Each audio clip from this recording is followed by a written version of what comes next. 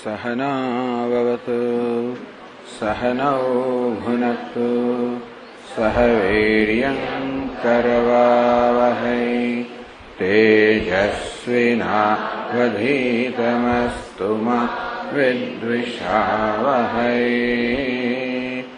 ॐ शान्ति शान्ति शान्तिः। ॐ पूर्णमदः पूर्णमिदं पूर्णात् पूर्णमुदच्यते पूर्णस्य पूर्णमादाय पूर्णमेवावशिष्यते। ॐ शान्ति शान्ति शान्तिः। श्रुतिस्मृतिपुराणानाम् आलयं करुणालयं नमामि भगवत्पादं शङ्करं लोकशङ्करं शङ्करं शङ्कराचार्यं केशवं बादरायणं सूत्रभाष्यकृतौ वन्दे भगवन्तौ पुनः पुनः। ईश्वरो गुरुरात्मेति मूर्तिभेदविभागिने व्योमवद्व्याप्तदेहाय दक्षिणामूर्तये नमः। यस्य निःश्वसितं वेदाः यो वेदेभ्योऽखिलं जगत् निर्ममेतमहं वन्दे विद्यातीर्थमहेश्वरम्।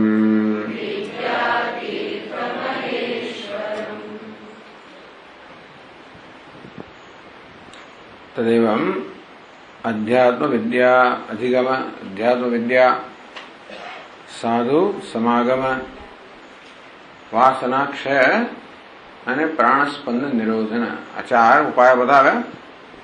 અધ્યાત્મ વિદ્યા અધિગમ, અધ્યાત્મ વિદ્યા આત્માનાત્મ વિવેક, આત્મા સત્ય છે અનાત્મા મિથ્યા છે એ પ્રકારના વિવેકથી ચિત્ત જો મિથ્યાવશમાં જાય નહીં તો આપોઆપ જ ચિત્તનો નિરોધ થઈ જાય.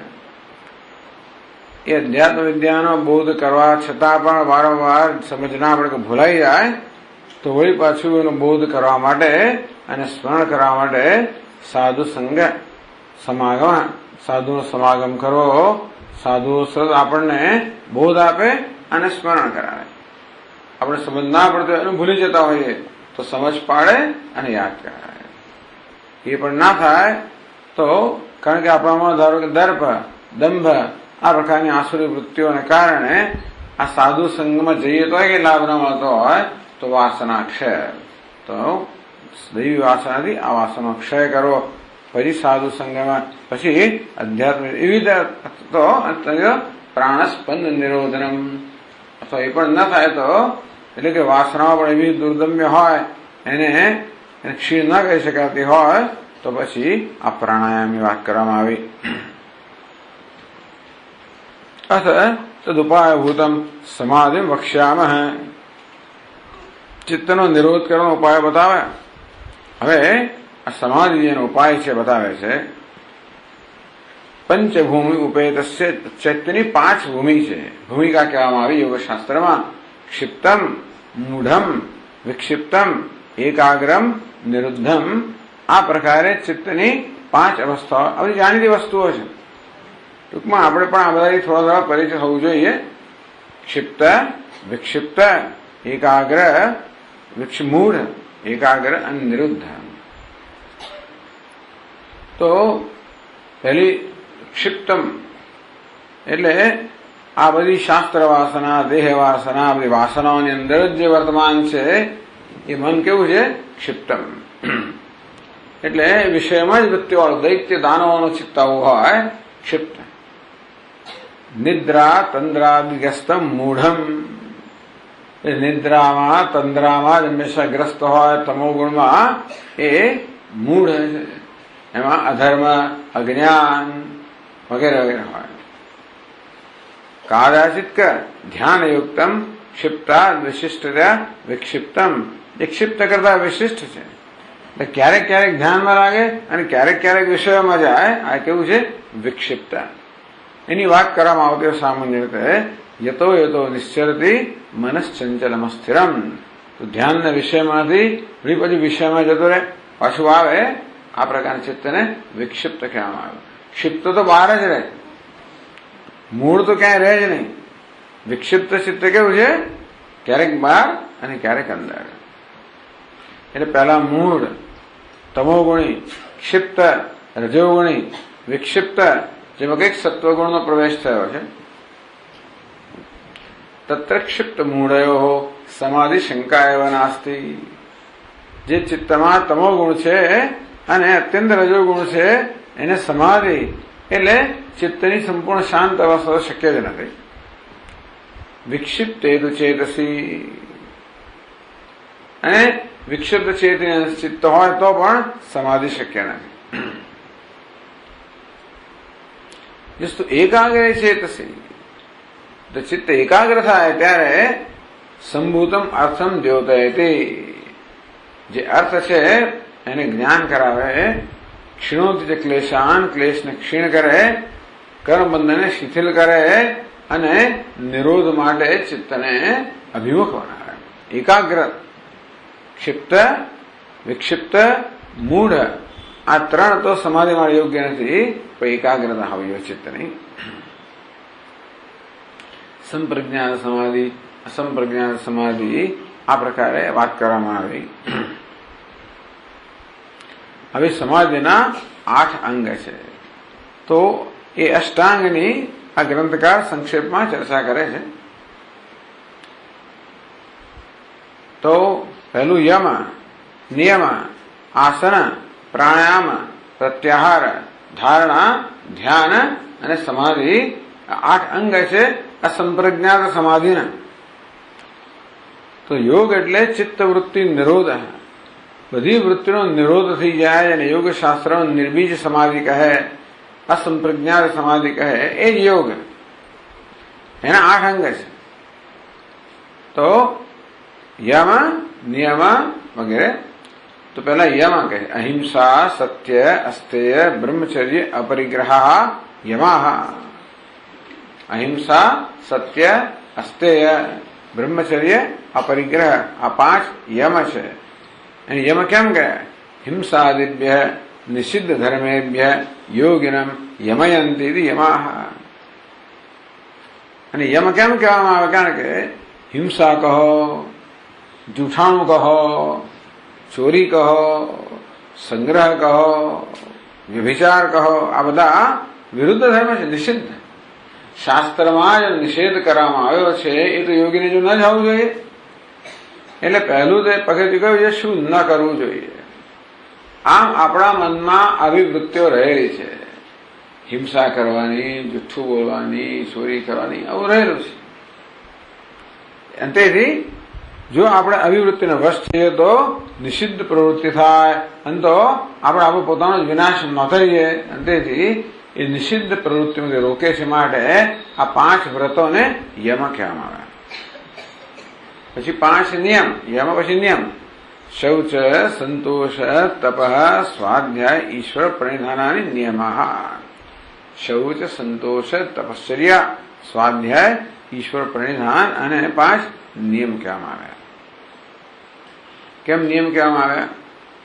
જન્મ હેતુ કામ્ય ધર્મા નિવર્ત્ય, મોક્ષ હેતુ નિષ્કામ ધર્મે નિયમયંતી પ્રેરયંતી. આવું તમને આવી જતી વ્યાખ્યા બી જોવા ના મળે. યમ અને નિયમની વ્યાખ્યા સમજ કઈ જોવા મળતી નથી. યમ અને નિયમ, નિયમયંતી એટલે પ્રેરયંતી, પ્રેરે છે. પેલા યમ એટલે રોકે છે, આપણને નિષિદ્ધ આચરણથી રોકે છે, મારે યમ કહેવામાં આવ્યા. અને હિત કરનાર આચરણમાં પ્રેરે છે, મારે નિયમ કહેવામાં આવ્યા. હવે નિયમ એટલે નિષ્કામ કર્મ. આ કામ્ય કર્મ જે છે એ તો આપણને જન્મ મૃત્યુ વગેરેની અંદર પ્રેરણારા છે. જન્મ હેતુ કામ્ય ધર્મા નિવર્ત્ય, તો જન્મનું કારણ તો કામના છે, એટલે સકામ કર્મ જન્મનું કારણ છે, એમાંથી આપણને નિવૃત્ત કરીને મોક્ષ શાની પ્રાપ્ત, નિષ્કામ કર્મથી મોક્ષ પ્રાપ્ત થાય. અને તેથી મોક્ષનું સાધન છે જે નિષ્કામ કર્મ, એમાં પ્રેરે છે. માટે આ 5ને નિયમ કહેવામાં આવ્યા. આપણને ખોટું કરતા રોકે છે એ માટે યમ, અને સાચું કરવામાં પ્રેરે છે માટે નિયમ. શૌચ એટલે કે શુદ્ધિ, સંતોષ, તપ, સ્વાધ્યાય. સ્વાધ્યાય એટલે ક્યાં તો પ્રણવ જપ કરવો કે ભાઈ સદગ્રંથોનું અધ્યયન કરવું, ઈશ્વર પ્રણિધાન, સર્વકર્મ ઈશ્વરને સમર્પિત કરવા. આ 5 નિયમ કહેવામાં આવ્યા. આ શૌચ 2 પ્રકારનો છે, બાહ્ય અને આભ્યંતર. બાહ્ય શરીર વગેરેની શુદ્ધિને બાહ્ય શૌચ કહેવામાં આવ્યો, મનની શુદ્ધિને આભ્યંતર શૌચ કહેવામાં આવ્યો. હવે આ યમ અને નિયમ જે છે એમાં મહત્વનું શું છે? એ 2 વચ્ચે જો કંઈક વિરોધ થાય એટલે આપણી પાસે મર્યાદિત શક્તિનો સમય હોય તો પહેલા શેમાં યોજવા જોઈએ? યમાન કુર્વીત સતતમ. તમારે સતત યમનું પાલન તો કરવું જોઈએ, નિષિદ્ધ આચરણમાંથી તો મુક્ત રહેવું જ જોઈએ. ન કુર્યા નિયમાન બુધ. કદાચ આપણને પૂરતો સમય કે શક્તિ ન હોય એટલે યમ અને નિયમ આ બંને પસંદગી કરવાની હોય તો કે હંમેશા યમનું આચરણ તો કરો, અહિંસા, સત્ય, અસ્ત્યનું આચરણ સતત કરો. અને પછી નિયમનું આચરણ ક્યારે કરતો કે ના કરશો, પણ યમનું આચરણ તો કરો જ. યમાન પતતિ અકુર્વાણ નિયમાન કેવલાન ભજન. કે છે યમાન અકુર્વાણ, યમનું આચરણ કરતો નથી અને માત્ર નિયમ, શૌચ, સંતોષ વગર આચરણ કરતો હોય એનું પતન થાય છે. કારણ કે શું છે કે યમનું આચરણ ના કરીએ એટલે નિષિદ્ધ પ્રવૃત્તિમાં આપણને લઈ જાય. તો ભલે સ્વાધ્યાય પણ કરતા હોય ને બધું કરતા હોય, પણ જો જોડે આ નિષિદ્ધ પ્રવૃત્તિ હોય, જીવનમાં હિંસા હોય, ક્રોધ હોય, લોભ હોય, કામ હોય, આ બધું હોય, અને તો પછી પેલું બધું કરેલું બધા પાણી ફેરવી દે. કંઈક દેવ દર્શન કર્યા હોય, સ્વાધ્યાય કર્યો હોય, પાઠ બધું કર્યું હોય, બધા પાણી ફેરવી દે. અને તેથી તમે કદાચ પેલા નિયમનું પાલન ના કરો તો ના કરો, પણ યમનું પાલન તો કરો જ. એટલે આ રીતે યમ અને નિયમ વચ્ચે ધારો કે પસંદગી કરવાની હોય તો શું કરવું જોઈએ આ બતાવ્યું. હવે આગળ કે છે અહીંયા 100 પેજ 116મું પાન ગુજરાતી પુસ્તકમાં, ત્યાંથી આપણે આગળ વધીએ છીએ.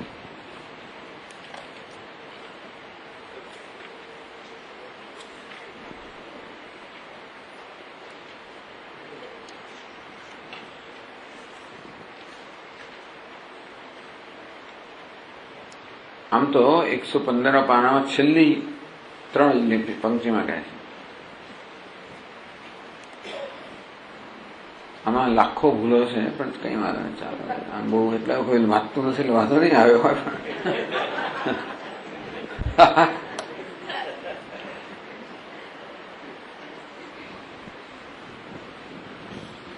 યમ નિયમ ફલાની સૂત્ર હતી. યમ કોને કહેવાય, નિયમ કોને કહેવાય તો કહ્યું. હવે એના ફળ વિશે પણ કહે છે પતંજલિ મહર્ષિ. આવો એક નિયમ જ છે, તમને કશું કરવાનું કહેવામાં આવે એટલે પછી એને શું લાભ છે કહેવું જ જોઈએ. કારણ કે આપણે લાભ વગર ક્યારે લોટીએ જ નહીં.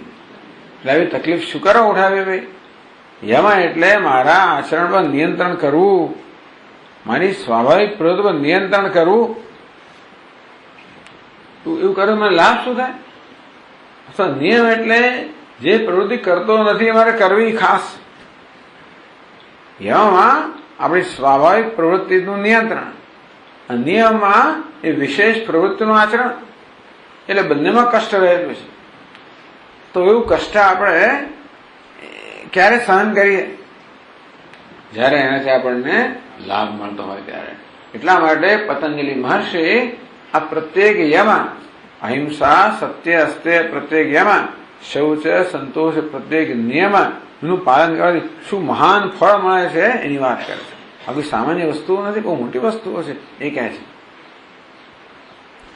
તત્સન્નિધૌ વૈરત્યાગ ક્રિયા ફલાશયત્વમ सर्वरत्नोपस्थानम वीर्यलाभ जन्म कथनता संबोध जननादि भय अभाव वगैरह। शौचात स्वांग जिगुप्सा परय असंसर्ग सत्वशुद्धि सौमनस्य ऐकाग्र इंद्रियज आत्मदर्शन योग्यत्वानि च संभवन्ति। तो पहला કહે છે કે અહિંસા, કોઈ વ્યક્તિ અહિંસાનું પૂર્ણપણે આચરણ કરે તો શું થાય? તત્સન્નિધૌ વૈરત્યાગ. આ બધું યોગ સૂત્રમાં કહેવામાં આવ્યું. અહિંસા પ્રતિષ્ઠાયામ તત્સન્નિધૌ વૈરત્યાગ. આપણે ખરેખર અહિંસાનું પાલન કરતા હોઈએ મનથી, વચનથી અને કર્મથી. કર્મથી અહિંસાનું પાલન કરવું એટલે કોઈને ઈજા ન પહોંચાડવી, કોઈ જીવ જંતુ કોઈને પણ નહીં. વૃક્ષ વનસ્પતિ બધાનો સમાવેશ થઈ જાય. આપણા કર્મથી કોઈને પણ ઈજા ન પહોંચે જવું. વચનથી, આપણા શબ્દોથી કોઈની લાગણી ન દુભાય એ જોવું. મનથી પણ આપણે ક્યારે કોઈને ઈજા કરનારો કે કોઈનું અહિત કરનારો કોઈ વિચાર ન કરીએ.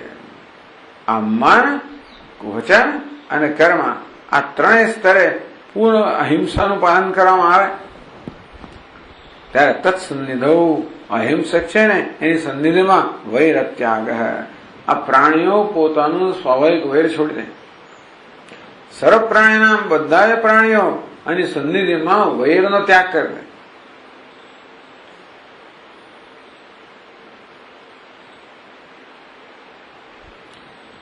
શાશ્વતિક વિરોધાહ આપી, જેમનો હંમેશ માટે વિરોધ છે એકબીજા સાથે. અશ્વ મહિષ, ઘોડો અને એ ખબર નથી આ લોકોને વ્યાય હશે મને ખબર નથી. અશ્વ ને મહિષ એટલે ઘોડો ને પાડો બે છે, વહી હશે મને ખબર નથી. પણ મૂષક મારજાર, ઉંદર બિલાડી બધા તો વૈર, સ્વાભાવિક વૈર. અહીં નકુલ, સાપ ને નોળિયો. ટૂંકમાં આ બધા પ્રાણીઓ વચ્ચે સ્વાભાવિક વૈર હોય છે, ભયંકર વૈર હોય. એ તમે જો લડતા જ હોય, લોકો નકુલ ને નોળિયો ને સાપ એટલે લડતા જ હોય. ઉંદર એટલે બિલાડી ઉંદરની પાછળ જ હોય વગેરે. આ સ્વાભાવિક વૈર છે. તે પણ અભિવ્યક્તિની સન્નિધિમાં આ બધા પ્રાણીઓ, ભલભલા પ્રાણીઓ પણ પોતાનું સ્વાભાવિક વૈર ભૂલી જાય. અહિંસાનો એટલો પ્રભાવ છે એ બધા અહિંસક બની જાય. વૈરત્યાગ ભગવત પ્રતિષ્ઠિત અહિંસસ્ય, અહિંસામાં પ્રતિષ્ઠિત થયેલા ભગવાનની સન્નિધિમાં તચ્ચિત્તાનુકારણ, તરત જ એનું ચિત્ત છે ને એનું અનુકરણ કરનારા થઈ જાય. આ બિલાડી પણ આ યોગીના ચિત્તનું અનુકરણ કરનારી થાય. બધા એના ચિત્તમાં કોઈ પ્રકારનો વૈર નથી. અહિંસા એટલે કોઈ પ્રકારનું ક્યાંય વૈર છે જ નહીં. એટલે એની સન્નિધિમાં આવનારા બધા આપોઆપ એમનું વૈર જતું જ રહે. વૈરમ એની પછી અસરથી મુક્ત થયેલા હતા એવા નથી, એ જુદી વાત છે. પછી અસરમાં હોય ત્યારે વૈરનો ત્યાગ છે. વૈરમ પરિત્યજંતી, આ અહિંસાની સિદ્ધિ છે. એટલે આવું ગમતું હોય તો અહિંસાનું પાલન કરવું. સત્યની સિદ્ધિ શું છે? ક્રિયા ફલાશ્રયત્વમ. સત્ય પ્રતિષ્ઠાયામ, સત્યમાં જયારે પ્રતિષ્ઠિત થાય ત્યારે ક્રિયા ફલ આશ્રયત્વમ. મુખ્યત્વે સત્ય એટલે સત્ય બોલવું. સત્ય એટલે સત્ય બોલવું. જેની વાણીમાં સત્ય છે એ વાણી કેવી બને? ક્રિયા ફલાશ્રયત્વમ. એ વાણી ક્રિયાનું ફળ આપનારી બને, ક્રિયા અને ફળ આપનારી બને. ધાર્મિકો ભૂયાહ ઇતિ ભવતિ ધાર્મિક. ક્રિયા, ક્રિયા અને ફળ. ધર્મ અધર્મ વગેરે ક્રિયા કહેવાય, સ્વર્ગ નરક સુખ દુઃખ વગેરે ફળ કહેવાય. તો આ ભગવાનના યોગી છે એની વાણી કેવી બની જાય? ક્રિયા અને ફળનો આશ્રય બની જાય. એ ક્રિયા કે ધાર્મિકો ભૂયાહ, તું ધાર્મિક બની જાય, બોલો ધાર્મિક બની જાય. સ્વર્ગમ પ્રાપ્ત નું તને સ્વર્ગ પ્રાપ્ત થતા ફળનો આશ્રય. એટલે આવી આ યોગીની વાણી કોઈ ક્રિયા આવી શકે, ધાર્મિકો ભૂયા, તો ધાર્મિક બની જાય, તો ધાર્મિક બની જાય. એને ફળ વિશે કે સ્વર્ગમ પ્રાપ્ત નું તો સ્વર્ગની પ્રાપ્તિ કર. તો સ્વર્ગની પ્રાપ્તિ થઈ જાય. ક્રિયા ફલાશયત્વમ સત્ય પ્રતિષ્ઠાયામ. ટૂંકમાં એની વાણી કેવી બની જાય કે છે, અમોઘ અસ્ય વાગ ભવદે. એની વાણી અમોઘ બની જાય. અપ્રત્યત, જો કે એની વાણીને રોકનારું કે એને વિઘ્ન કરનારું કશું રહે જ નહીં. બધા વિઘ્નોને પણ પાર કરીને એની વાણી પોતે કહ્યું છે એ જ વસ્તુ સત્ય થાય. પછી અસ્તેય, ચોરી ના કરવી. આ બધું મન વચન કર્મ છે. આ મન તો ખરું જ અંદર પાછું. બહારથી ચોરી ના કરે પણ કોઈના પર નજર બગાડીએ, કોઈ કશી સારી વસ્તુ નજર પકડે આપણી, ચોરી થઈ ગઈ સમજી લેવું. ઉઠાઈને મૂકી દે તો ચોરી ખરી જ, પણ આપણું મન બગડે તો પણ એક પ્રકારની ચોરી જ છે. અને આપણા પર થયેલો ઉપકારનો બદલો પણ ના વાળીએ અને ઉપકાર બસ આપણે એનો લાભ લીધા કરીએ, એ પણ ભગવાન એને ચોર કહે છે. તે દત્તા ન પ્રદાય એભ્ય યો ભૂંગતે સ્તે નૈવ સહ. આમ દેવતાઓ અને જગત પાસેથી બધો ઉપકાર પ્રાપ્ત કર્યા કરે અને ફળ પાછું ન વાળે, એ પણ ચોર છે. એ ચોરી તો કેટલી બધી મોટી વસ્તુ છે. ચોરી ન કરવી એ બહુ મોટી વસ્તુ છે. પણ એટલે એવું કરે, અસ્તે પ્રતિષ્ઠાયામ. આમ ચોરી ન કરવી, આ વ્રતમાં પ્રતિષ્ઠિત થાય ત્યારે સર્વ રત્ન ઉપસ્થાનમ, બધા રત્નોની સમક્ષ આવે. ચોરી ન કરતા આવું મળે. હા, ચોરી માણસ રત્ન માટે ચોરી કરે, તેને તો છોડ. રત્ન જોયે છે ને, ચોરી કરવાનું બંધ કર તો રત્નની જાતે આવશે. સર્વદિક સ્થાની અસ્ય ઉપતિષ્ઠન્તે રત્નાની. બધી દિશાઓમાંથી ને બધા સ્થાનોમાં રત્નો એને આવીને એને મળે. એવું થાય, એને લેવા જવું ના પડે, એને મળે. પછી વીર્ય બ્રહ્મચર્ય પ્રતિષ્ઠાયામ વીર્ય લાભ. બ્રહ્મચર્ય મૈથુન સમાચાર, કોઈ પ્રકારનું મૈથુન ના હોય, અષ્ટાંગ મૈથુનની વાત કરવામાં આવી, એમાં કોઈ મૈથુન ના હોય તો વીર્ય લાભ, વીર્ય પ્રાપ્ત થાય. વીર્ય કોને કહેવાય? યસ્ય લાભાત અપ્રતિઘાન ગુણાન ઉત્કર્ષયતિ સિદ્ધશ્ચ વિનયેષુ જ્ઞાનમ આદાતું સમર્થો ભવતિ ઇતિ અન્ન વીર્ય. એને શક્તિ પ્રાપ્ત થાય. અપ્રતિઘાન ગુણાન ઉત્કર્ષયતિ. અંતેથી જે નિષ્ફળ ના થાય એ પ્રકારના ગુણનો ઉત્કર્ષ થાય. વીર્ય આ પ્રકારનું. તો જે વીર્ય છે એનું રક્ષણને સંચય કરવાને કારણે આંતરિક વીર્ય પ્રાપ્ત થાય, જેથી જેનો જે નિષ્ફળ ના થાય એ પ્રકારના ગુણોનો ઉત્કર્ષ છે. અપ્રતિઘાન અપ્રતિઘાતાન ગુણાન અણિમાદિન ઉત્કર્ષ ઉપચિનોતિ. અણિમાદિ સિદ્ધિઓ છે એ બધી પ્રાપ્ત કરે. સિદ્ધશ્ચ વિનયેષુ જ્ઞાનમ આદાતું સમર્થો ભવતિ. એ પોતે સિદ્ધ બને અને વિનય એટલે કે પોતાના શિષ્યો હોય એનો પણ જ્ઞાન સંક્રાંત કરવા સમર્થ બને. તારાદિભિ અષ્ટાભિ સિદ્ધિભિ ઉહાદિ અપરનામભિ ઉપેતો વિનયેષુ શિષ્યેષુ જ્ઞાનમ. તો કે યોગ અને બધું જ્ઞાન પણ એ પ્રદાન કરવામાં સમર્થ બને, આ પ્રકારનું વીર્ય પ્રાપ્ત કરે.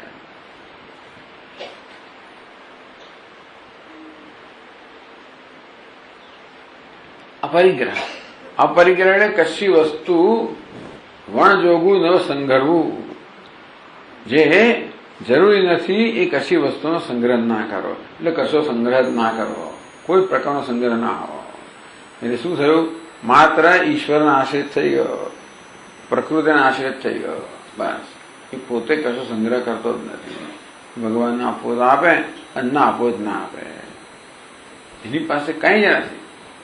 એ પોતે તો કઈ રાખતો નથી, કોઈના પર નજર બગાડતો એવું સમજી જ લેવાનું. અપરિગ્રહ સ્થૈર્ય જન્મ કથનતા સંબોધ. આપણે કઈ નવી વસ્તુ છે. અપરિગ્રહ જરા પરિગ્રહ ન કરવો એટલે દાન ન લેવું પણ અપરિગ્રહ અર્થ કહેવામાં. કારણ કે દાતા પરિગ્રહિતા. દાન કરનારને દાતા કહેવાય, દાન લેનારને ગ્રહિતા કે પરિગ્રહિતા કહેવાય. એટલે પરિગ્રહ દાન પણ કરવામાં આવે છે. અપરિગ્રહ જોઈ કોઈનું દાન લેતો નથી. તો પરિગ્રહનો સંગ્રહ કરવામાં આવે તો કોઈ પ્રકારનો સંગ્રહ કરતો નથી. એટલે એ સંગ્રહનો અર્થ જરૂરી વસ્તુ અપરિગ્રહ, એટલે કોઈ બિનજરૂરી વસ્તુ રાખતો નથી. લોકો હોય છે ઘણા, એ લોકો મુસાફરી કરે, એક થેલો જ એમની પાસે કઈ હોય જ નહીં, એક ખાલી થેલો હોય, એકાદ બે જોડ કપડા, બસ પતી ગયો. આપણે મુસાફરી કરીએ ત્યારે 10 વસ્તુ જાત જાતના બધા કેટલી મોટી બેગો અને શું બધું હોય, કશું પેલા પાસે ના હોય. એટલે અપરિગ્રહ અશ્ચે ભવતી.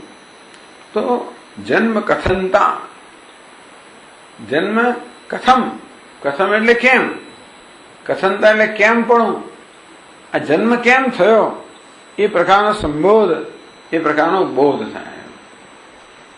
એ પૂછે કોહમ આસમ, હું કોણ હતો, આ યોગીને હું કોણ હતો, કથમહમ આસમ, કેવી સ્થિતિમાં હતો,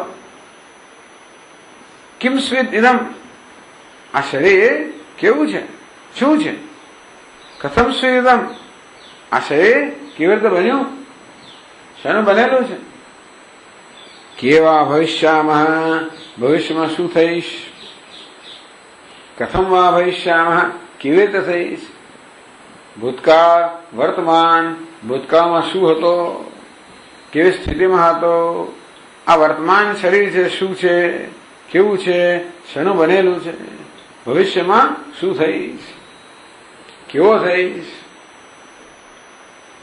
દેવમસ્ય પૂર્વાંત પરાંત મધ્યેષુ, પૂર્વાંત એટલે ભૂતકાળ, પરાંત એટલે ભવિષ્યકાળ, મધ્ય એટલે વર્તમાન કાળમાં આત્મભાવ જિજ્ઞાસા, તો કોઈ પોતાને જાણવાના પ્રશ્નો મનમાં જન્મે. યોગીને આ પ્રકારના પ્રશ્નો જન્મે.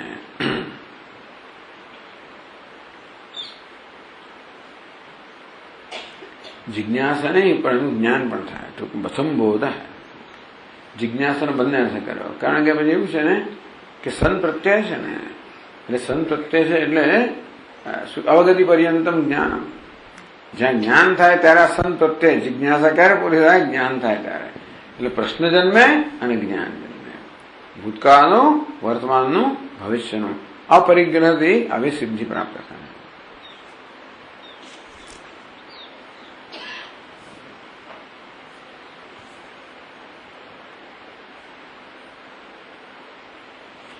યો હિ યદ ઇચ્છતિ સ તત્ કરોતિ, જે ઈચ્છે એ કરે છે, એવા ન્યાયથી. તો આ પ્રકારે અહીંયા 5 છે, એનું શું ફળ મળે કહ્યું. 5 નિયમ: શૌચ, સંતોષ, તપ, સ્વાધ્યાય, ઈશ્વર પ્રણિધાન.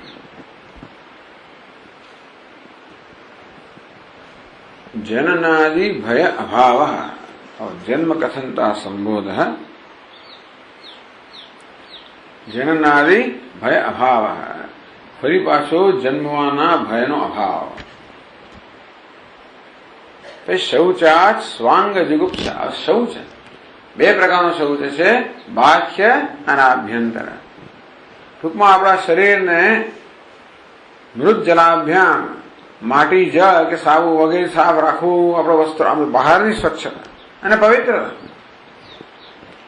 એટલે આપણે ત્યાં ધર્મમાં વૈષ્ણવ લોકો ખાસ કરીને આ પ્રકારની પવિત્રતા કે સ્વચ્છતા, અપરસ કહેવાય, એટલે અસ્પર્શ, ટૂંકમાં કશી વસ્તુને કશાને સડવાનું, ત્યાંથી ક્યાં અડકવાનું, એટલે એ બધું એક જ વસ્ત્ર પહેરવાનું, જે ખાસ કરીને વિધવા સ્ત્રીઓ વગેરે હોય. એટલે આ બધું આજે સ્પર્શ વગેરે શૌચ, આ બહારનું શૌચ છે, આપણે જોઈ શકીએ છીએ ઘણા બધા લોકોમાં. એ ખાસ કરીને આપણી સંસ્કૃતિમાં તો બહુ જ પ્રવર્તમાન છે. આપણે બધા પણ એ બધાની અંદર પશ્ચિમના લોકોની સરખામણીમાં આપણે ત્યાં શૌચ એટલે શુદ્ધિનું ઘણું મહત્વ છે. એટલે બાહ્ય શુદ્ધિ રાખીએ એટલે કે જે સ્વાંગ જુગુપ્સા, પોતાના અંગ પ્રત્યે જુગુપ્સા થાય, પોતાના શરીર પ્રત્યે ઘૃણા જન્મે. કે છે સ્વાંગે જુગુપ્સાયામ શૌચમ આરભમાણ કાય અવધ્યદર્શી. તો પહેલા તો શું થાય છે કે પોતાના શરીર માટે આમ થોડી ઘૃણા જન્મે એટલે સાફ કર કરી. પહેલા પ્રયત્ન શું થાય, સાફ કર કરે. પછી કાયા અવધ્યદર્શી, પછી જુએ છે યોગી કે કાયા તો અવધ્ય એટલે નિંદનીય જ છે. અંતેથી કાયા અનભિસ્વંગી ભવતી, આ કાયામાંથી આસક્તિ વગરનો બને. એટલે પોતાના અંગ પ્રત્યે જુગુપ્સા ન થાય છે કે પહેલા આપણને આમ સાફ બધું ગમે નહીં, ઘૃણા જન્મે. પણ ધીમે ધીમે એ ઘૃણામાંથી પછી એને જ્ઞાન થાય કે આ કાયા તો હંમેશા આવી જ છે.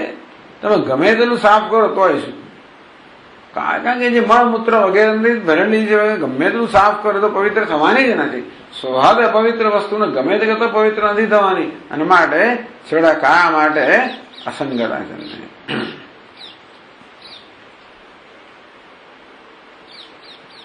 કે છે મૃજલાદેવી આક્ષાલયન્નપી કાયા શુદ્ધિમ અપશ્યન, સતત પોતાના શરીરને સાફ કરતા છતાંય પણ જુએ કે ભાઈ અપવિત્રતા એનો ધર્મ છે, માટે આ પોદળો પવિત્ર થાય જ નહીં.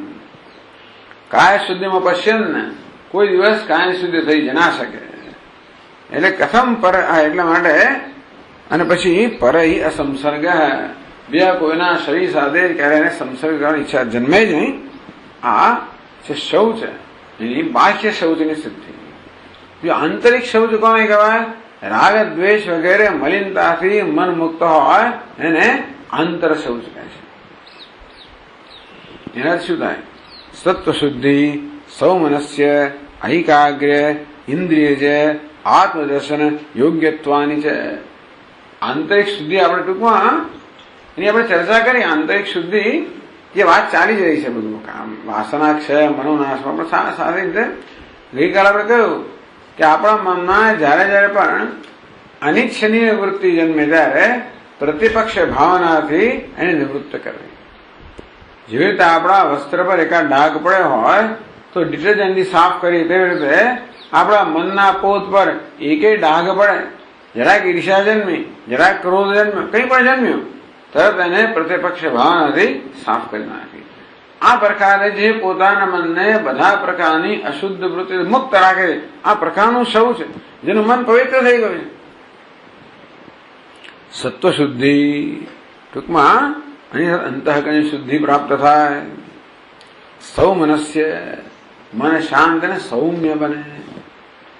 એકાગ્રતા પ્રાપ્ત થાય. ઇન્દ્રિય જય, ઇન્દ્રિય વિજય પ્રાપ્ત થાય. અને આત્મદર્શન યોગ્યત્વ, આત્મદર્શનની યોગ્યતા પ્રાપ્ત થાય શૌચ નામના નિયમથી. એટલે પહેલા સત્વ શુદ્ધિ, પછી મનની પ્રસન્નતા, પછી એકાગ્રતા, પછી ઇન્દ્રિય જય અને આત્મદર્શન યોગ્યતા. આ ક્રમ છે. આ પ્રકારે આંતરિક શુદ્ધિથી આ રીતે પ્રાપ્ત થાય.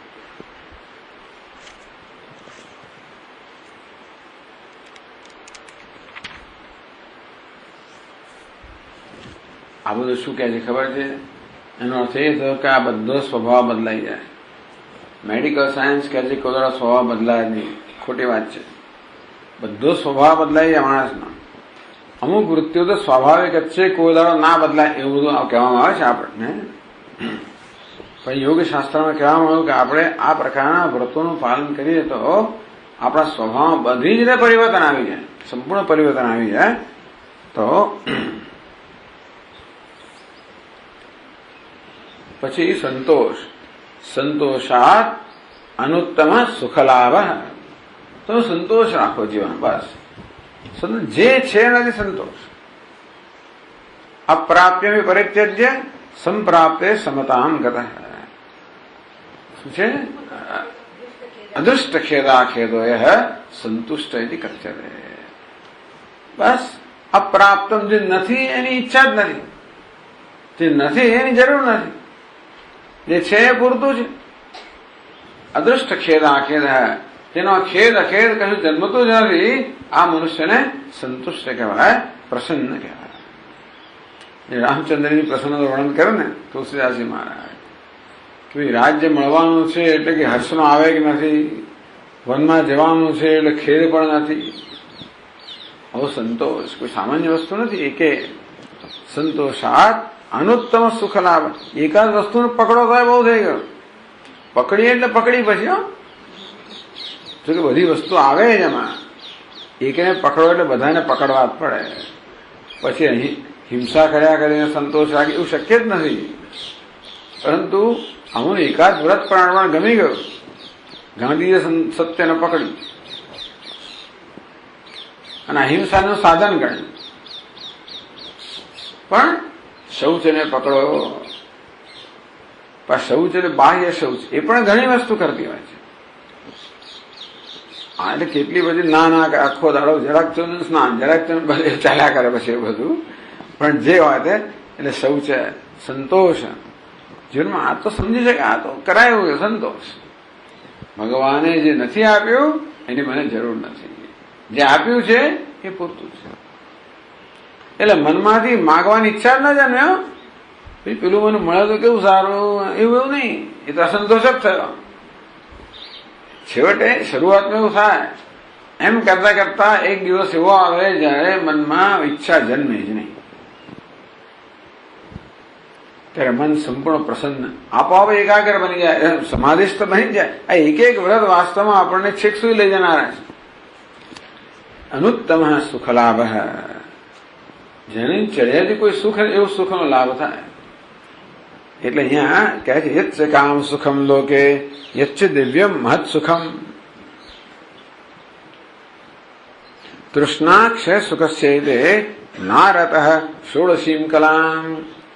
યચ્ચ કામ સુખમ લોકે, આ લોકની અંદર આપણી ઈચ્છાઓ પૂરી થાય અને સુખ પ્રાપ્ત થાય એ લૌકિક સુખ. યચ્ચ દિવ્યમ મહત સુખમ, અને સ્વર્ગમાં જે મહાન સુખ પ્રાપ્ત થાય એટલે લૌકિક સુખ કે સ્વર્ગનું સુખ, આ લોક કે પરલોકનું સુખ. તૃષ્ણા ક્ષય સુખસ્ય, પણ આપણી તૃષ્ણાનો ક્ષય થઈ ગયો એને કારણે જે સુખ મળે છે એની આગળ આ એકે સુખનો હિસાબ નથી. બધી કામનાઓ પૂરી થાય સુખ પ્રાપ્ત થાય અને સ્વર્ગમાં શ્રેષ્ઠ સુખ પ્રાપ્ત થાય એ બધું સુખ. માત્ર આપણું મન તૃષ્ણાથી મુક્ત બને એને જે સુખ મળે છે એની આગળ કશાય સુખનો હિસાબ નથી. આ યયાતિએ આવો જ વિષય લંપટ હતો. હજારો વર્ષ સુધી વિષયોનું સુખ ભોગવ્યા છતાં કઈ આમાં આવે છે, હમિંગ સાઉન્ડ આવે છે, વિસલિંગ સાઉન્ડ. તો છેવટે એને પોતાના પુત્રને કહ્યું કે મને તમારું યૌવન બધા પૂરું રહેવા દીકરા આપી લઈ જાઓ ભાઈ, મહેનત જેવું. છેવટે યયાતે એ યૌવન દ્વારા બધું સુખ ભોગવીને પોતાના પુત્રને યૌવન પાછું આપ્યું.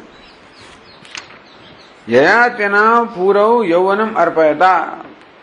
આ યયાતે પોતાના પુત્ર પુરુરવાને યૌવન પાછું આપ્યું ત્યારે બોલ્યા યા દુસ્થિજા દુર્મતિભિ યાને જીર્યતે જીર્યતામ તામ તૃષ્ણામ સંત્યજન પ્રાજ્ઞ સુખે નૈવાભિપૂર્યતે. યા દુર્મતિભિ દુસ્તેજા, તૃષ્ણા કઈ વસ્તુ છે જે દુર્મતી લોકો હોય ને, દુર્બુદ્ધિવાળા લોકો જેનો ક્યારે ત્યાગ ના, આ તૃષ્ણા કેવી છે દુર્બુદ્ધિ લોકો ક્યારે જેનો ત્યાગ ન કરી શકે. ન જીર્યતે જીર્યતા, માણસ જીર થઈ જાય વૃદ્ધ થાય તો એ તૃષ્ણા વૃદ્ધ થતી નથી. બાકી બધી વસ્તુઓ કાળ બધી વસ્તુઓને ક્ષીણ કરી નાખે. આ એક જ વસ્તુ એવી છે કાળમાં વધે છે, તૃષ્ણા. તામ તૃષ્ણામ સંત્યજન પ્રાજ્ઞ, આ પ્રાજ્ઞ વિવેકે મનુષ્ય આ તૃષ્ણાનો ત્યાગ કરીને સુખે નૈવ અભિપૂર્યતે, તો એ સુખથી સંપૂર્ણ પૂરો થાય. ટૂંકમાં એને પૂર્ણ સુખ પ્રાપ્ત થાય છે, સુખથી ભરાઈ જાય છે. સંતોષથી તો કશું ના માગો તો બધું, આ બધા વ્રતોમાં શું કહ્યું, કશું ના માગો તો બધું આવીને મળે. પછી ઈચ્છા રાખો એટલે પછી ગડબડ થઈ ગયા. આ સંતોષનું વ્રતનું પાલન કરવાથી મને આ બધું મળે એ જ ઈચ્છા થઈ. અપરિગ્રહથી મને રત્નો મળે એટલે પાછું મનમાં પરિગ્રહ થઈ ગયો. ટૂંકમાં આ બધા વ્રતો નિષ્કામ પાલન થવું જોઈએ, સકામ નહીં. આ બધી સિદ્ધિઓ માટે વ્રતનું પાલન થયું એ તો વ્રત જ નથી ને. એટલે દરેક વ્રત આપણામાં નિષ્કામપણાની અપેક્ષા રાખે છે. એટલા માટે કહ્યું કે સકામ કર્મો તો આપણને જન્મ મૃત્યુના ચક્રમાં પાડનારા છે. માટે નિષ્કામ કર્મ જે મોક્ષનું સાધન છે એમાં પ્રેરણા કરે એને નિયમ કહેવામાં આવ્યા. પછી તપઃ કાયેન્દ્રિય બુદ્ધિ શુદ્ધિ, અશુદ્ધિ ક્ષયાત તપસ, તપસ અશુદ્ધિ ક્ષયાત, આ તપસ્યાને કારણે અશુદ્ધિનો ક્ષય થાય. કાય ઇન્દ્રિય સિદ્ધિ, જોવે આ કાય અને ઇન્દ્રિયો સિદ્ધિઓ પ્રાપ્ત થાય શેનાથી? તપશ્ચર્યાથી. તપશ્ચર્યા એટલે છે કાય અને ઇન્દ્રિયોને નું શોષણ કરવું, શરીરને ઇન્દ્રિયોને સંયમિત કરવી, એમને પોતાની જરૂરિયાતથી વંચિત રાખવી. ભૂખ તરસ લાગતી હોય તો એને ન ખાવા દેવું નહીં, પીવા ના દેવું, ઇન્દ્રિયોને પોતાના વિષયનું સુખ ન ભોગવવા દેવું. આમ નામ તપશ્ચર્યા. તો શું થાય એનાથી? કાય ઇન્દ્રિય સિદ્ધિ અશુદ્ધિ ક્ષયા તપસ. આ તપશ્ચર્યા કરવાને કારણે આપણા મનની અશુદ્ધિઓનો ક્ષય થતો જાય. આમ કાયાની ઇન્દ્રિયો સિદ્ધિ પ્રાપ્ત થાય. નિર્વર્ત્યમાન હિનસ્તિ અશુદ્ધિ આવરણ બલમ. જેમ તપશ્ચર્યાનું અનુષ્ઠાન કરીએ તેવી રીતે અશુદ્ધિનું આવરણ જે છે એ ધીમે ધીમે ધીમે ક્ષીણ થતું જાય. તદ આવરણ મલ અપગમાત કાય સિદ્ધિ. પહેલા મલિનતા જે છે એનું આવરણ દૂર થાય એટલે કાયની સિદ્ધિઓ પ્રાપ્ત થાય. કઈ સિદ્ધિઓ? અણીમાં, મહિમા, લઘીમાં, ગરિમા, આ બધી કાયાની સિદ્ધિઓ છે. નાનું બની જવું, મોટું બનવું, હલકું બનવું, ભારે બનવું, આ બધી કેવી છે? કાયાની સિદ્ધિઓ. ઇન્દ્રિય સિદ્ધિઓ બાકી બીજી પ્રાપ્તિ, જ્યાં જે જોઈએ વિષય પ્રાપ્ત કરવો. તો તપશ્ચર્યાના પરિણામે કાયા અને ઇન્દ્રિયોની સિદ્ધિઓ પ્રાપ્ત થાય. પછી ઇન્દ્રિય સિદ્ધ દૂરા શ્રવણ દર્શનાદિ, દૂરની વસ્તુનું શ્રવણ કરવું, દૂરની વસ્તુનું દર્શન કરવું, આ ઇન્દ્રિયો સિદ્ધિઓ છે એ બધી પણ તપશ્ચર્યાથી પ્રાપ્ત થાય. ટૂંકમાં આ બધી સિદ્ધિઓ મનમાં છે જ કે, પરંતુ અશુદ્ધિના આવરણને કારણે આપણને એનો લાભ મળતો નથી. તો આ તપસ્યાથી જેમ અશુદ્ધિનું આવરણ દૂર થતું જાય તેમ તેમ જે સિદ્ધિઓ છે એ સિદ્ધિઓ પ્રગટ થાય. સ્વાધ્યાય. સ્વાધ્યાયાત ઇષ્ટ દેવતા સંપ્રયોગ. સ્વાધ્યાય એટલે ઇષ્ટ દેવતાનો જપ કરવો. સ્વાધ્યાયનો સેવો કરવામાં આવ્યો. પ્રણવ જપ કરો કે ઇષ્ટ મંત્રનો જપ કરો, નામ સ્વાધ્યાય. એ છેવટે ક્યાં શામાં પરિણમે? સ્વાધ્યાય ઇષ્ટ દેવતા સંપ્રયોગ. પોતાના ઇષ્ટ દેવતાનું દર્શન થાય. દેવાહ ઋષય સિદ્ધાશ્ચ સ્વાધ્યાયશીલસ્ય દર્શનમ ગચ્છન્તિ. દેવતાઓ, ઋષિઓ, સિદ્ધ પુરુષો આ સ્વાધ્યાય અનિષ્ઠ વ્યક્તિને દર્શન આપે છે. એનું દર્શન ગચ્છન્તિ કહે છે. મને દર્શન માટે જાય છે, પણ દર્શન આપે છે.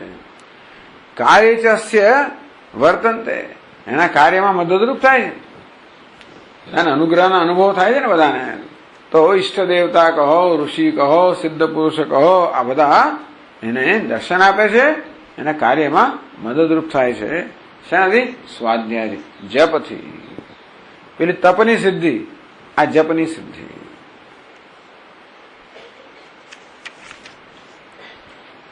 ઈશ્વર પ્રણિધાનમ સમાધિ સિદ્ધિ ઈશ્વર પ્રણિધાનાત. ઈશ્વર પ્રણિધાન એટલે શું? પોતાના સર્વ કર્મ ઈશ્વરને સમર્પિત કરવા. એનું નામ છે ઈશ્વર. ઈશ્વર એટલે ઈશ્વર પ્રણિધાનમ. નિધાનમ એટલે મૂકવું. નિધાનમ એટલે શું? ખજાનામાં મૂકવું. ઈશ્વર પ્રનિધાનમ, બધી વસ્તુ ઈશ્વર મૂકવી, બધા કર્મ ઈશ્વરને સમર્પિત કરવા. ઈશ્વરાર્પિત સર્વભાવસ્ય, ટૂંકમાં એની બધી ભાવનાઓ એક જ વસ્તુ, ઈશ્વરાર્પણ. એનું મન ઈશ્વરાર્પણ જ થઈ જાય ને.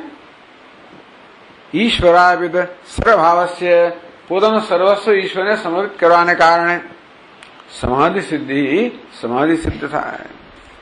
યયા સર્વમ ઈપ્સિતમ અવિતથમ જાનાતિ, જેનાથી જે જાણવાનું ઈચ્છે એ બધાને યથાર્થ જાણી શકે છે. દેશાંતરે, દેહાંતરે, કાલાંતરે, કોઈ બીજા સ્થળમાં હોય, બીજા દેહમાં હોય, બીજા સમયમાં હોય, કશું જાણવાની ઈચ્છા કરે તો આ સમાધિ જાણી શકે છે. તથા અસ્ય પ્રજ્ઞા યથાભૂતમ પ્રજાનાતિ, આની પ્રજ્ઞા એટલે બુદ્ધિ બધા પદાર્થો જેવા છે એ પ્રકારે જાણે છે. આ સમાધિનો અર્થ કરવામાં આવ્યો. આ રીતે યમ અને નિયમ એટલે ગ્રંથકારે આ બધી વસ્તુઓ પણ પ્રસંગોપાત કહી. આ બધું પ્રસંગોપાત બહુ બધી વસ્તુઓ કહેવામાં આવી. એમાં આ બધું પણ કહેવામાં આવ્યું કારણ કે તમે યમ નિયમનું પાલન ક્યારે કરો. કોઈ એમને કરવા એટલા માટે આ લાભની વાત કરી, બધામાં નથી કહેતા. પણ કારણ કે આ તો આ વિધાન કરો કામ કરવું જોઈએ. યમ અને નિયમ બંને શબ્દો કર્તવ્ય જ બતાવે છે ને, અને તે કર્તવ્ય છે એ કરવું જોઈએ. તો આ લાભ બતાવવામાં આવ્યા.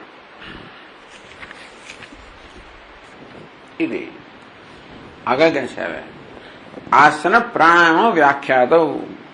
એમણે ચર્ચા પ્રાણાયામથી શરૂ કરી ખરેખર તો.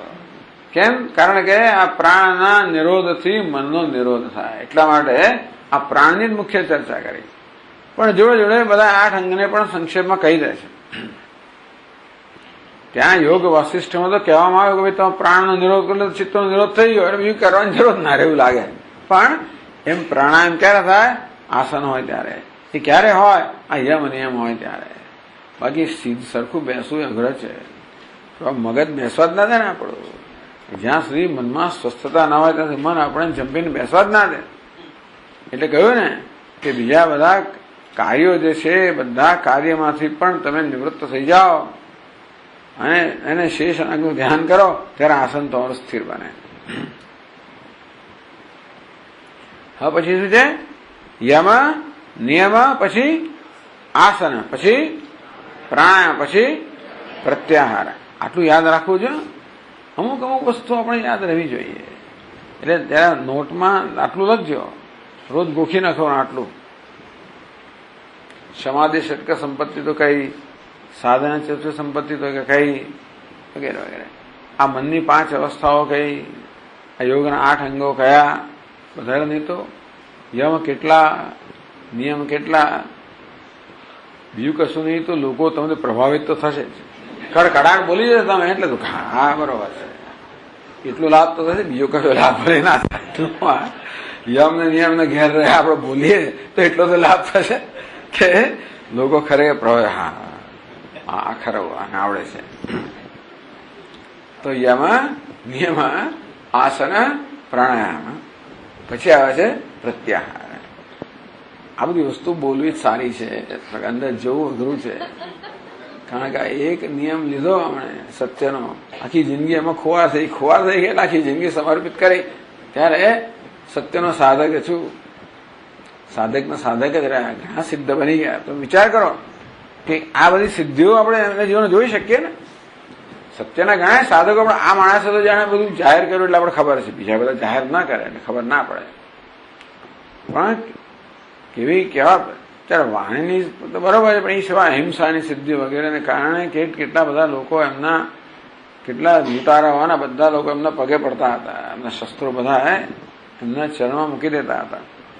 કલકત્તામાં બંગાળમાં ગયા હતા મુસલમાનો હિન્દુ બધા લોકોએ વૈર બધું બંધ કરી દીધું, યુદ્ધ હુલ્લડો બંધ કરી દીધા, બધા એમના શસ્ત્રો અહીંયા મૂકી દીધા.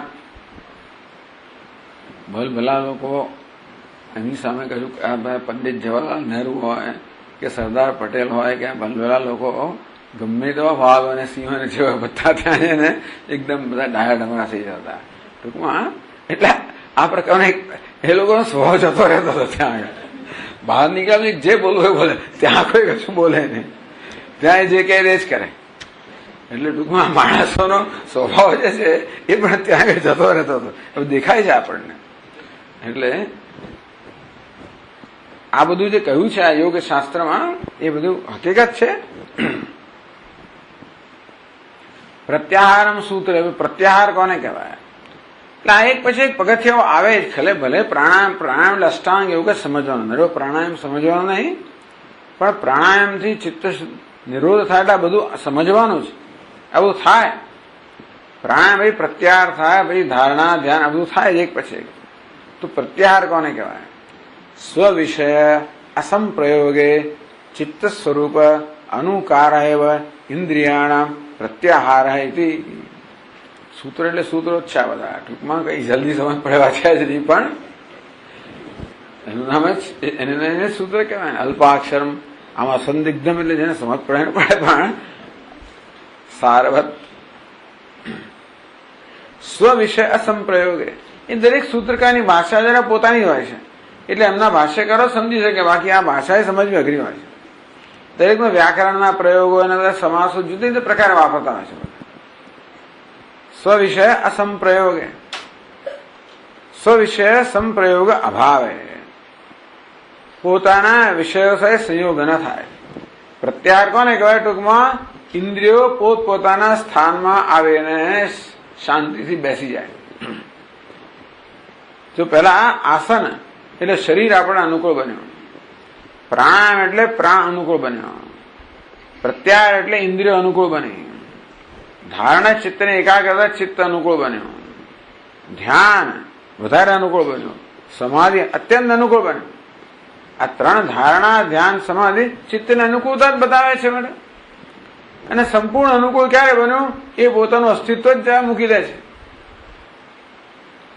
ચિત્તને આત્મા કરતા પોતાનું સ્વતંત્ર અસ્તિત્વ, જ્યારે એમ કહેવા માંગે ચિત્તવૃત્તિ નિરોધ એટલે જે વસ્તુનો નિરોધ થાય એનો નિરોધ થાય. ચિત્તવૃત્તિ શું વસ્તુ છે? આગળ કહેવામાં આવ્યું, આ સંવિત કહો કે ચૈતન્ય કહો, એ વાસ્તવમાં ચિત્તવૃત્તિના રૂપમાં આવતો હોય છે. જેવી રીતે આ સોનામાં અલંકાર બને તેવી રીતે સોનું જે ઉપાદાન કારણે, વૃત્તિનું ઉપાદાન કારણે તો સંવિત ચૈતન્યનું ઉપાદાન કારણ છે. આ ચૈતન્ય જ આ બધી વાસનાઓને કારણે જાત જાતના આકાર ધારણ કરીને વૃત્તિના રૂપમાં આવે. તેથી વૃત્તિનો નિરોધ થાય એ શામાં રહે છે? ચૈતન્યને. એનો તો નિરોધ થઈ શકવાનો ને કરવાનો પણ નથી. એટલા માટે આ ધારણા, ધ્યાન, સમાધિ આ બધામાં ચિત્ત અનુકૂળ થતા થતા છેવટે સંપ્રજ્ઞા માત્ર ચિત્ત વૃત્તિ નિરોધ તથા દ્રષ્ટુ સ્વરૂપ દ્રષ્ટા યોગી પોતાના સ્વરૂપમાં નિષ્ઠા પ્રાપ્ત કરે. એટલે આ સમગ્ર પ્રક્રિયા જે છે આપણને કેવી રીતે આપણી પાસે લાવનારી છે, આત્મનિષ્ઠ બનાવનારી છે. યોગશાસ્ત્રનો આ પ્રકારનો સિદ્ધાંત છે કે જ્યાં સુધી મનની વૃત્તિઓ છે ત્યાં સુધી મનુષ્ય આત્મામાં નિષ્ઠ બની શકે નહીં. એ પ્રકારનો સિદ્ધાંત છે. મનની વૃત્તિ હોય એટલે સ્વાભાવિક રીતે એમાં તાદાત્મ્ય થઈ જ જાય. અને તેથી તાદાત્મ્યમાંથી મુક્ત થવા માટે મનની વૃત્તિ જ ના હોવી જોઈએ. તો જ તાદાત્મ્ય ન થાય અને તો જ આ યોગી પોતાના સ્વરૂપનો સાક્ષાત્કાર કરે. વેદાંતિન લોકો આમાં મતભેદ ધરાવે છે કે ભાઈ વૃત્તિનો નિરોધ કરવાની જરૂર નથી, વૃત્તિનું મિથ્યા છે, એ હોવાને કારણે એ કોઈ રીતે આત્માની વિરોધી નથી, એ વૃત્તિનું મિથ્યાત્વ જાણવું પૂરતું છે. પણ છેવટે નિરોધ તો થાય, મિથ્યાત્વ થાય. અધ્યાત્મ વિદ્યા અધિગમ, વૃત્તિનું મિથ્યાત્વ જાણીને પછી એની જરૂર ના હોય મળે ના રે, અથવા તો પછી પ્રાણસ્પંદ નિરોધનમ, વૃત્તિનો નિરોધ કરવો. એ નિરોધની પ્રક્રિયા અપનાવે છે વેદાંતિન લોકો. આ વિવેકની પ્રક્રિયા અપનાવે છે. એ બંધાનું ધ્યેય તો એક જ છે, પણ આ પ્રક્રિયાઓ જુદી જુદી છે. તો જયારે આ તો પ્રત્યાહાર કોને કહેવાય? ઇન્દ્રિયો પોતાના વિષય સાથે સંયોગ જ ના કરે, સ્વવિષય અસંપ્રયોગે. તો વિષયો, ઇન્દ્રિયો જે છે ને એ વિષય સાથે એનો કોઈ સંપર્ક રહે જ નહીં. ચિત્તસ્ય સર્વ અનુકાર હેવ, અને ઇન્દ્રિયો ચિત્તનું અનુકરણ કરે. ચિત્ત કોનું અનુકરણ કરે? આત્માનું. ઇન્દ્રિયો અનુકરણ કરે ચિત્તનું. હવે ધીમે ધીમે અંતર્મુખ થવા ને, ઇન્દ્રિયો આમ બહિર્મુખ હોય સામાન્ય રીતે, પરંતુ પ્રત્યાહાર એટલે ઇન્દ્રિયો બહિર્મુક્તથી મુક્ત થઈ ગઈ, વિષયો સાથે કોઈ સંપર્ક રાખતી, ઇન્દ્રિયો સ્વભાવ બદલાઈ ગયો. આમ આપણને કઠોપનિષદ કહેવામાં આવ્યું, પરાંચખાની વ્યતૃણ સ્વયંભૂ, ભગવાને ઇન્દ્રિયોને બહિર્મુખ બનાવી છે એમ કરીને ઇન્દ્રિયો જાણે વધના કરી નાખ્યો. પણ એટલે બહિર્મુખતા ઇન્દ્રિયનો સ્વભાવ કહેવાય. આ બધાને કારણે ઇન્દ્રિય પોતાની બહિર્મુખતા મુક્ત થઈ ગઈ. સ્વવિષય અસંપ્રયોગ, પોતાના વિષય સાથે કોઈ પ્રયોગ નથી, સંયોગ નથી. તો હવે ઇન્દ્રિયોનો વિષય અંતર્મુખ બની ગયો. એ બહિર્મુક્ત અંતર્મુખ બની ગઈ. એટલે ચિત્તસ્ય, ચિત્તનો જેવો આકાર, પહેલા ઇન્દ્રિયો વિષયનો આકાર ધારણ કર્યા કરતી હતી, હવે એ ચિત્તનો આકાર ધારણ કરે. તો આપણો આત્મા, ચિત્ત, ઇન્દ્રિયો અને વિષયો. તો ઇન્દ્રિયો સામાન્ય રીતે બહિર્મુખ હોવાને કારણે વિષયોનો જ આકાર ધારણ કર્યા કરે, વિષયોનું ચિંતન કર્યા કરે.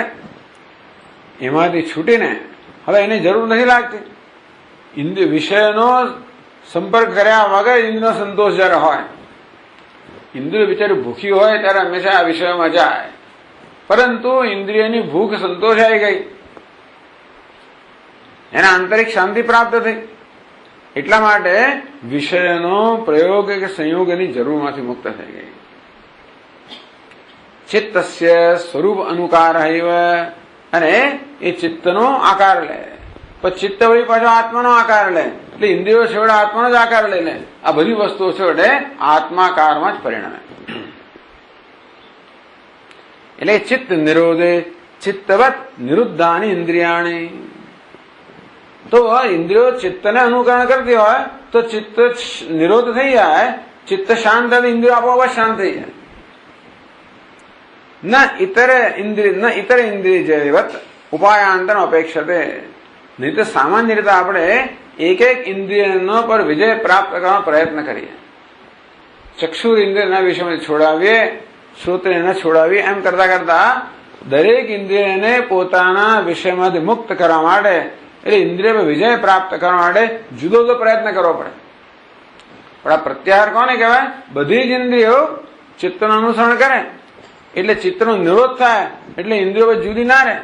નહીં તો શું છે, ચિત્ત આ કરે, ઇન્દ્રિયો પછી પોતાનું કરતી હોય. એટલે આખા એટલે સમગ્ર વ્યક્તિત્વમાં કેવી રીતે એક આપણે સુમેળ આવી જાય, આ રીતે સુગ્રથિત વ્યક્તિત્વ બને, બધી વસ્તુ અનુકૂળ બને, એને જ પ્રસન્નતા, એને જ આત્મકૃપા. એટલે જ આત્મકૃપા એટલે આપણું સમગ્ર વ્યક્તિત્વ આત્માને જ અનુકૂળ બને.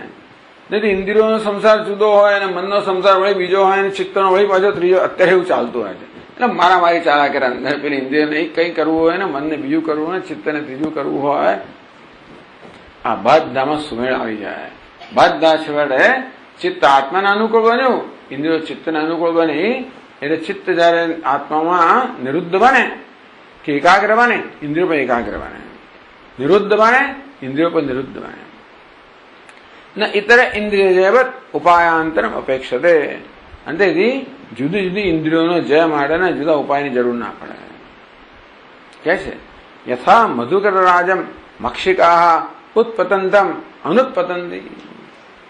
જેવી રીતે મધમાખીઓ પોતાના રાજાની પાસે કે રાણીની પાસે જાય. ભાઈ અહીં તો રાજાએ કહ્યું કે ચાલો મધુકર રાજમ, પુરુષો લખનાર છે ને આ બધી વસ્તુ, પણ ખરેખર તો આ બધી રાણીનું અનુસરણ કરતી હોય. મધમાખીઓ મેં સાંભળેલું છે. જે હોય તો પણ પેલું ઉડી જાય એટલા બધી ઉડી જાય. નિવિશમાન અનુનિવેશન, એ બેસે એટલે પેલી બેસી જાય. એટલે પેલી રાણી ઉડે એટલે બધી મધમાખીઓની પાછળ ઉડે, પેલી બેસે એટલે બધી પાછળ બેસે.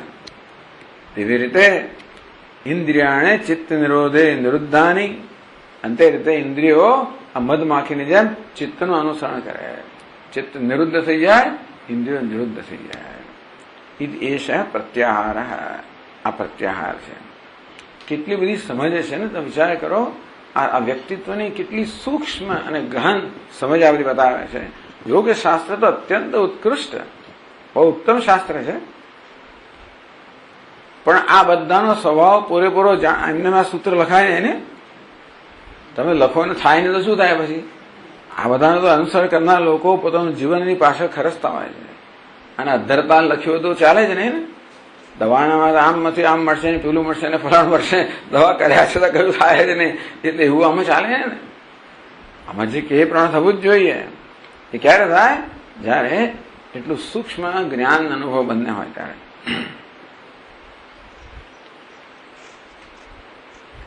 વિષ્ણુ આ પુરાણમાં બધી વસ્તુઓ છે પાછી. બધા પુરાણોની અંદર આ બધા યોગનું પણ વર્ણન છે બધાનું. અત્રાપી વિષ્ણુ પુરાણ વાક્યમ શબ્દાદિશુ અનુશક્તાની નિગૃહ્ય અક્ષાણ યોગવિત કુર્યાત ચિત્તાનુકારણે પ્રત્યાહાર પરાયણ. આ યોગીએ કહ્યું તો યોગના સ્વરૂપને જાણનારે શબ્દ વગેરે વિષયમાં આસક્તિ બિંદુઓને નિગ્રહ કરીને ચિત્તનું અનુકરણ કરતી બનાવવી આ મહાન પ્રયત્ન છે ને. ઇન્દ્રિયો જે સામાન્ય રીતે વિષયનું અનુકરણ કરતી હોય એ બધું મુક્ત કરીને ચિત્તનું અનુકરણ કરતી બનાવવી આ નામ છે પ્રત્યાહાર. આ જપ વગેરે ત્યાં જ છે. તો કે આ એટલા જ માટે કોઈ પણ યોગ નિષ્કામ કર્મ યોગ પણ નિષ્કામ કર્મ કરવું એટલે ઇન્દ્રિયમાં કામના હોય જ એટલે એમાંથી એને મુક્ત કરે નિષ્કામ સતત પ્રયત્ન ચાલતો હોય. જપ એટલે ભગવાનમાં એને યોજવી એને બહાર જ જવું હોય ટૂંકમાં આ રીતે આ બધી સાધનાઓ છે એ આપણા મનને આ રીતે અંતર્મુખ બનાવવા માટે છે. અહીં પણ ગ્રંથકાર કહે છે શબ્દ સ્પર્શ રૂપ રસગંધા વિષયા કહ્યું ને સ્વ વિષય અસંપ્રયોગે. શબ્દ સ્પર્શ રૂપ રસગંધા 5 વિષયો છે. તેભ્ય નિવર્તિતા શ્રોત્રાદેહ શ્રોત્ર વગેરે ઇન્દ્રિયો છે એમના પોતાના વિષયોથી નિવર્તિત કરવામાં આવી નિવૃત્ત કરવામાં આવી ચિત્ત સ્વરૂપ અનુકૂરવંત અવતિષ્ઠંતે જાણે ચિત્તના સ્વરૂપનું અનુસરણ કરતા હોય એ પ્રકારે રહે. એનું નામ છે પ્રત્યાહાર. શ્રુતિશ્ચ ભવતી. તેનો વાત એ છે કે માત્ર ચિત્તથી અટકી નથી જતું પણ ચિત્ત જેમ જેમ થતું જાય તેમ ઇન્દ્રિયો પણ સાથે સાથે અનુકરણ કરતી જાય. એટલે કહ્યું ચિત્ત જે નિરુદ્ધ બને તો ઇન્દ્રિયો પણ નિરુદ્ધ બને. શબ્દાદિ વિષયાન પંચ મનસ્સૈવાદિ ચંચલમ ચિંતયેત આત્મરશ્મિન પ્રત્યાહારસ્સ ઉચ્યતે. ક્યાં જતું રહ્યું? ચાલો. શબ્દાદિ વિષયાન પંચ મનસ્સૈવ અતિચંચલમ. જો આ શબ્દ વગેરે 5 વિષયો છે. મનસ્સ અતિચંચલમ અને આ મન કેવું છે અત્યંત ચંચળ છે. ચાલો જે હવે એનો એક સરસ ઉપાય કરો. આ કેવું છે અમૃત નાદ ઉપનિષદ. આ ના એટલે અમૃત નાદો ઉપનિષદ. કેટલા ઉપનિષદ નામ પણ આપણે ખબર નથી પણ અમૃત નાદો ઉપનિષદ. હા મેં કાઢી નાખ્યું તને ભાઈ શું થયું? બરાબર. તો શબ્દ સ્પર્શ વગેરે 5 વિષયો છે અને ગ્રહણ કરવાની 5 ઇન્દ્રિયો. મનસ્સૈવ અતિ ચંચલમ. આના મન જે અત્યંત ચંચળ આવું છે તો શું કરવાનું? એમાં સરસ ઉપાય બતાવ્યો. ચિંતે આત્મનો રશ્મિ. આ બધા છે ને આ ચૈતન્યના કિરણો છે. બસ એ કહે છે જેવી રીતે સૂર્યના કિરણો હોય ને તેવી રીતે આ બધી ઇન્દ્રિયો આ મન જે ચંચળ છે તે અને ઇન્દ્રિયો બધી આત્માના ચૈતન્યના કિરણ છે. એ પ્રકારે ચિંતન કરો. ચિંતિત આત્મનો રશ્મિ ઉપાય બતાવ્યો આની અંદર આ ઉપનિષદમાં. એટલે ઉપનિષદો પણ આ યોગની બધી ઘણી ચર્ચાઓ કરતા હોય છે. એટલે કે આત્મા જે ચૈતન્ય છે એ જ વાસ્તવમાં આ મનના રૂપમાં છે. આત્માના કિરણો જ મન બને છે અને એ જ કિરણો વળી પાછું ઇન્દ્રિયો બને છે. એ જ પાછા વિષયો બને છે. ટૂંકમાં આત્માના કિરણો જ બધે છે. આત્મા જાણે સૂર્ય સમાન છે ચૈતન્ય છે એના કિરણો એ મન બને. જે કરવું હોય ભલે મન કરે પણ આ પ્રકાર ચિંતન તમે કરો એટલે મનની વૃત્તિઓ પર ધ્યાન આપ્યા વગર એના વિશે કોઈ જજમેન્ટ કે કોઈ અભિપ્રાય આપ્યા વગર આ જે છે તે આ ચૈતન્યના કિરણ છે. ઇન્દ્રિયો પણ ચૈતન્યનું કિરણ મન દ્વારા અને વિષયો પણ કિરણ. આ વાત તો હકીકત જ છે ને. આ પ્રકારે સર્જન થયું ને. સૃષ્ટિની પ્રક્રિયા પણ આ પ્રકાર જ છે. આત્મા વા ઇદમેવ એકાગ્ર આસીત. તો આ બધું પહેલા આત્મા જ હતું સમગ્ર જગત અને ત્યાર પછી જે સર્જન થયું પહેલા મનનું સર્જન થયું અને પછી ઇન્દ્રિયનું સર્જન થયું વિષયનું સર્જન થયું. આ રીતે આત્મા જ આવા કિરણો છે. એ પ્રકારે ચિંતન કરીએ. ટૂંકમાં આત્માની સત્તાથી સત્તાવાન છે. આત્માની ચેતનાથી ચેતનાવાન છે. આ પ્રકારના આત્મચિંતનને પ્રત્યાહાર કહેવામાં આવે. એટલે ચિંતન આ ઇન્દ્રિયો કે મનમાંથી કેવી રીતે આત્માનું ચિંતન કેમ કરવું અને અહીંયા પ્રત્યાહાર કહેવામાં આવે.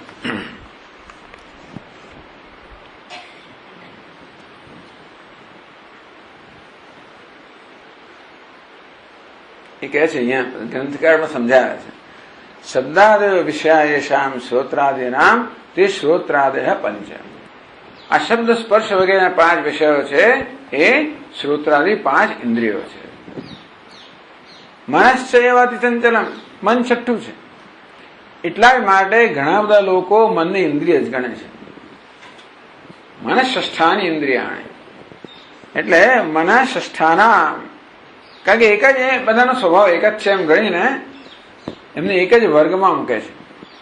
વેદાંત નથી મૂકતા, પણ આ બધા મનઃષ્ઠાનામ એ દેશામ અનાત્મ રૂપેભ્ય શબ્દાદિભ્ય નિવર્તનમ આત્મરક્ષિત્વ, આ બીજી રીતે સમજાવે છે. આ બધાને અનાત્મામાંથી નિવૃત્ત કરવું એ જ એમનું આત્માના કિરણ રૂપે ચિંતન છે. સ પ્રત્યાહાર ઇત્યર્થ. ચાલો પછી આગળ કરીશું આપણે. ઓમ પૂર્ણમદ પૂર્ણમિદમ પૂર્ણાત પૂર્ણમુદચ્યતે પૂર્ણસ્ય પૂર્ણમાદાય પૂર્ણમેવાવશિષ્યતે. ઓમ શાંતિ શાંતિ શાંતિ. શંકરમ શંકરાચાર્યમ કેશવમ બાદરાયણમ સૂત્રભાષ્યકૃતૌ વંદે ભગવन्तૌ પુનઃ પુનઃ. ઈશ્વરો ગુરુરાત્મેતિ મૂર્તિભેદવિભાગિને વ્યોમવદ્વ્યાપ્તદેહાય દક્ષિણામૂર્તયે નમઃ. ઓમ શાંતિ શાંતિ શાંતિ. હરિ ઓમ. શ્રી ગુરુભ્યો નમઃ. હરિ ઓમ.